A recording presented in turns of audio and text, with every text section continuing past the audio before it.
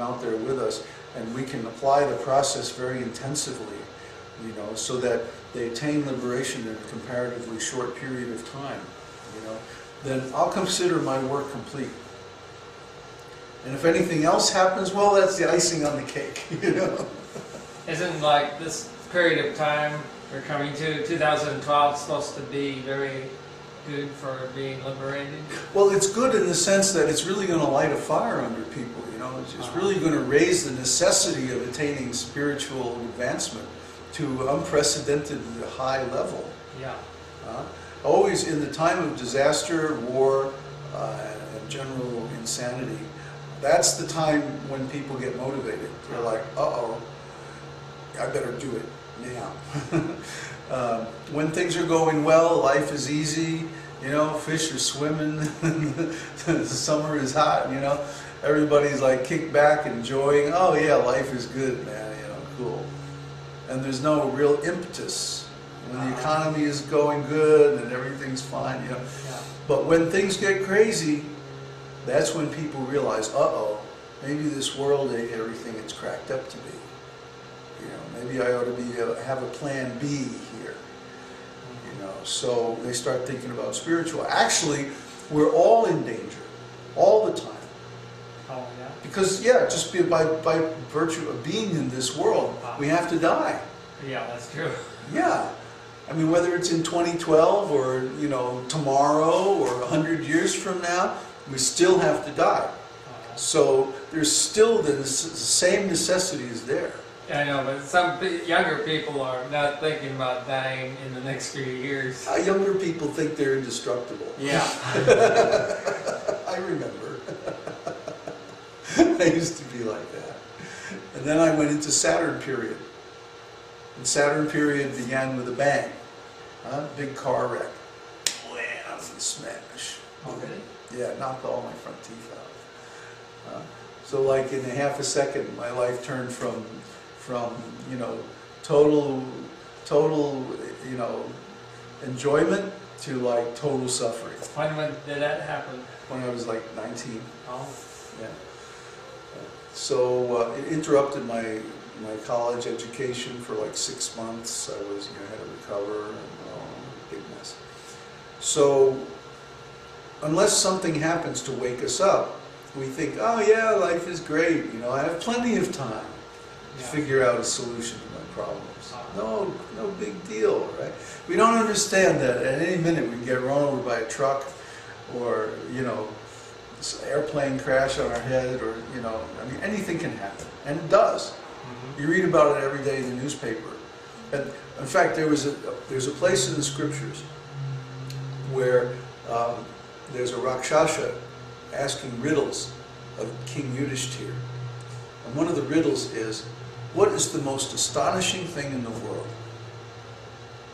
And Yudhishthira's answer is that people see other people dying every day, and yet they think they themselves never have to die. This happens to other people. Right. That's the most astonishing thing in the world. Or like Einstein said, human intelligence is limited, but human ignorance is infinite. So the only way we can become liberated is in the physical world? What other world is there? Well, I mean, after you pass on, you go to the higher spiritual world. Right? No, not necessarily. Well, I mean, you don't reincarnate right away. Yeah, you do, pretty much. I thought sometimes you might spend 100 years up there or something. Yeah, well, what's that? 100 years, it's nothing. Well, I thought maybe while you're up there, you'll be smarter, more disciplined, then you can go. No. Whatever you earn, whatever state of mind you achieve when you're in this life, that's where you're going to be after death. I see. See? There's a shloka in Bhagavad Gita. Yam yam vapi smaran bhavam tyajatante kalevaram tam tame vaiti konteya sadatad bhava bhavita. Whatever state of mind you achieve or remember at the time of death, that's the state you're going to attain in your next life. Whether your next life is you immediately go into another body, or for some time you're in a between life state, doesn't matter. Whatever consciousness you have when you leave this body, that's what you're stuck with until you can do something to change it. That's what Scripture says. So that means, you know, I don't know if you ever had a near-death experience. Well, basically what happens is your whole life passes before your mind's eye. Yeah, I heard that. So what do we think of, or what do we remember at the time of death?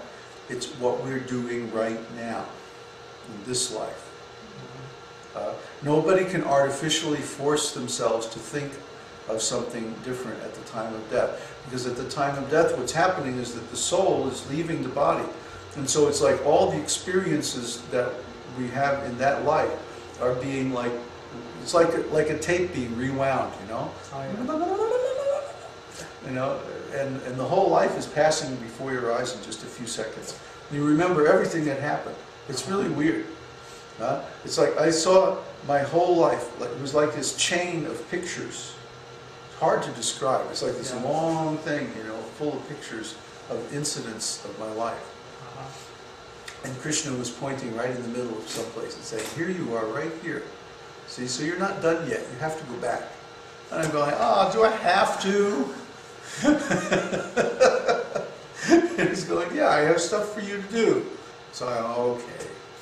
You know, because I knew my body was in a mess, you know, so I'm going to have to. But anyway, you cannot think of anything other than what you have done in this life at the time of death. So in other words, we should perform activities now that have the quality of spiritual consciousness. Then at the time of death, we'll automatically remember that state of being and we'll go to a higher destination. Well, that's more important than trying to make a lot of money. You bet it is. Yeah, because those kind of thoughts are of the mode of passion. And they'll bring us right back to another human birth, at best. Whereas the thoughts of spiritual life, thoughts of God, impressions of spiritual quality will change our consciousness, and then at the time of death we'll remember those and we'll go to the spiritual world. That's why we chant again and again and again the same mantra over and over and over and over. Because we're trying to create as many impressions of spiritual quality as possible to counterbalance all the material impressions that we're absorbing through our senses. So the process of spiritual life, we chant, you know, you heard me in the morning, Hare Krishna, Krishna Krishna, Hare Hare, Rama Rama, Hare Krishna, Krishna Krishna, Hare Hare, Rama Rama, Hare Krishna, Krishna Krishna, Hare Hare, Rama Rama. But you don't need to do it anymore, do you? Oh, I don't need to, but I do, to show the example. Okay. And also because it feels good. Yeah. But really, everybody needs to perform the basic sadhana is chanting, right? It's called it's called Sanatana Dharma. Sanatana Dharma. Sanatana means eternal, universal, and Dharma means religious principles. So those religious principles that are considered eternal and applicable to everybody in every status of life, even liberated souls, that's called Sanatana Dharma. So chanting the name of God on the beads as a regular daily morning exercise, this is recommended for everybody. Liberated or not liberated, or in any condition of life, or any status of existence on any planet, in any universe, at any time. That chanting process is required by the Vedas. Does it make any difference whether you chant by yourself or you play a recording and chant along with it? Either is okay. Okay. Either is okay. But if you chant by yourself, it develops your initiative more. It makes you stronger. It might be easier to chant along with a recording, but it makes you stronger if you have to chant by yourself. Yeah. The trick is to engage as many senses in the chanting process as you can. That's why we use the beads. Oh. Not only to count the number of mantras, but also to engage the sense of touch. Where do you buy those? Any Indian store, any Hare Krishna temple, a lot of places carry it. Any bead store will have it. And should we burn incense? That's nice too, yeah. When you say like the same amount of mantras each day, if say one day, just for example, you go through 300 mantras, and the next day you only have time for maybe 50 or so, and then the next day it's 300, and then the next day it's maybe just 100.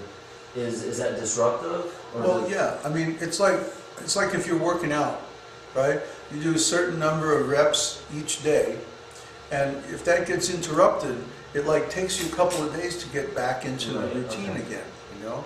Or like if you're jogging and you're up to like 2 miles, and then you don't have time to jog for a couple of days. Well, the next time you're going to do jog, you're going to be stiff, you know? You're going to have to push to get your 2 miles. So it's just like any other training. Like if, we were talking earlier about music. If you're developing your chops on an instrument and you don't practice for a while, it's like, you lose so much time, and you have to do that same, you have to develop those chops all over again.